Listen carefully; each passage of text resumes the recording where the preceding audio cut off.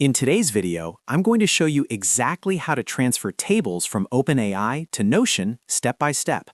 This is perfect if you're using ChatGPT or OpenAI to generate structured data, tables, or lists, and you want to move everything cleanly into Notion without manually rebuilding tables. This workflow is simple, beginner-friendly, and works great for databases, trackers, or documentation. If this tutorial helps you save time, make sure to hit the like button and subscribe for more software tutorials like this. All right, let's jump right in. First, open Notion in your browser or desktop app. Once you're inside your workspace, go to the location where you want your table to live. Click on New Page to create a fresh page where your imported table will be stored.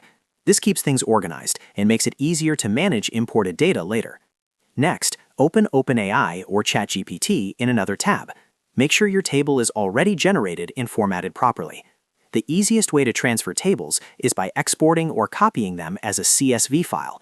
If your table isn't already in CSV format, simply copy the table data and paste it into a spreadsheet tool like Google Sheets or Excel, then export it as a CSV file to your computer. Now head back to Notion. On your new page, click on the page title, in this case titled How to Transfer Tables from OpenAI to Notion.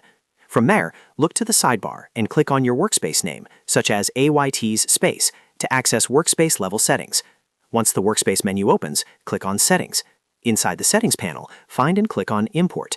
This is where Notion allows you to bring in external content from different file types and platforms. Under the Import options, click on Import your content to Notion. You'll now see multiple file format options. Choose CSV, since this works best for tables generated from OpenAI. After selecting CSV, click on Choose File.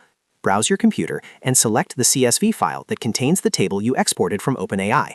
Once selected, Notion will begin preparing the import. Next, you'll see the Map CSV header screen.